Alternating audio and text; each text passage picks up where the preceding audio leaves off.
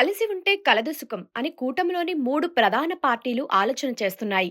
Narendra Modi, Chandrababu, Pawan Kalyan combination political గా చూస్తే ఏపీలో డెడ్లీ కాంబినేషన్ గానే అంతా చూస్తారు. ఈ ముగ్గురికి ఉన్న సొంత ఇమేజ్, అలాగే రాజకీయ వ్యూహాలు, సామాజిక బలాలు, ఇతర అండదండలు అన్నీ కలిసి కూటమి ఎంతో బలోపేతం చేస్తున్నాయి. కూటమిలో మోడీ, బాబు, పవన్ కాంబోని ఓడించడం కష్టమన్నది జగన్ కి 2 సార్లు అర్థమైంది.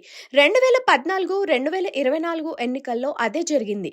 2019లో మాత్రమే విజయం దక్కింది. దానికి కారణం ఈ ముగ్గురు విడిగా పోటీ చేయడం వల్లనే అని అంటున్నారు. ఆనాడు మోడీకి, బాబుకు మధ్య గ్యాప్ పెంచడంలో వైసీపీ సక్సెస్ అయ్యింది. అలాగే పవన్ కూడా విడిగా పోటీ చేస్తే గెలుస్తామని ఆశించారు. ఇప్పుడు అంతా సర్దుకున్నారు. కలిసి ఉంటేనే భారీ లాభమని కూడా గ్రహించారు.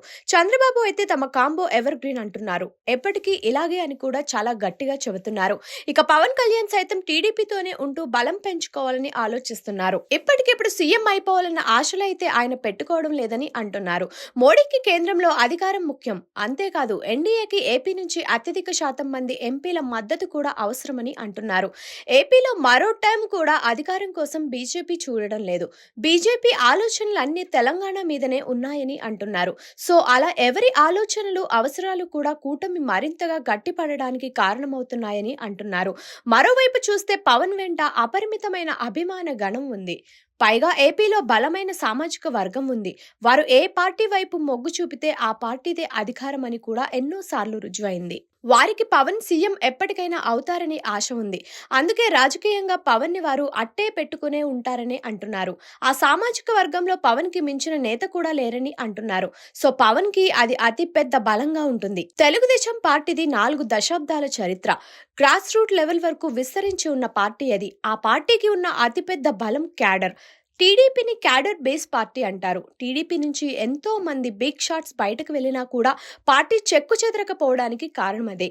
బీసీలు అత్యధిక శాతం ఈ రోజు టీడీపీ వెన్నంటే ఉండడం మరో బలంగా ఉంది. ఇక నరేంద్ర మోడీ జాతీయ స్థాయిలో పవర్ఫుల్ ఇమేజ్ ఉన్నవారు, బలమైన నేతగా గుర్తింపు ఉంది. ఆయనకు కేంద్ర స్థాయిలో అంటూ కూటమిలో బీజేపీ ఉంటే కూటమి బలం వెయ్యింతలు పెరుగుతుందని అంటున్నారు. ఇది 2 సార్లు ఇప్పటికే రుజువైంది. దాంతో 2029లో జరిగే ఎన్నికల్లో కానీ, దానికంటే ముందు జరిగే జమిలీ ఎన్నికల్లో కానీ కూటమి ఒక్కటిగానే ముందుకు వస్తే మాత్రం 2024 ఫలితాలే రిపీట్ అవుతాయా అన్న సందేహం అందరిలో ఉంది.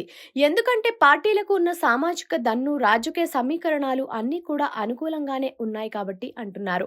అలా కాదని వైసీపీ వైపు టర్న్ తీసుకోవాలి అంటే టీడీపీ కూటమి పట్ల తీవ్ర స్థాయిలో వ్యతిరేకత రావాల్సిందే అని అంటున్నారు. మరి అది అలా ఇలా కాదు, ఏకంగా సునామీ రేంజిలో రావాలి. అటువంటి పరిస్థితి ఉంటేనే తప్ప జగన్ కి ఛాన్స్ రాదని కూడా అంటున్నారు. మరి అంత తేలికగా కూటమి జగన్ కి ఛాన్స్ ఇస్తుందా అన్నది చూడాలి. అంటే అన్నేసి తప్పులు చేసే విధంగా పాలన చేస్తుందా అన్నదే చర్చ. చంద్రబాబు వైఖరి చూస్తే ఆయన గతంలో 3 సార్లు చేసిన నాటికి ఇప్పటికీ బాగానే మారిపోయారు. ఆయనలో చాలా వరకు రాజీతత్వం కనిపిస్తోంది. ఆయన టీడీపీ ఫ్యూచర్ ని చూస్తూ ముందుకు సాగుతున్నారు కాబట్టి బాబు గతంలో చేసిన తప్పులు చేయరనే అంటున్నారు. ఇక పవన్ అయితే వైసీపీని మళ్లీ ఓడించడం ద్వారా ఏపీలో ఆ పార్టీని పునాదుల్లో లేకుండా చూడాలని కసి మీద ఉన్నారు.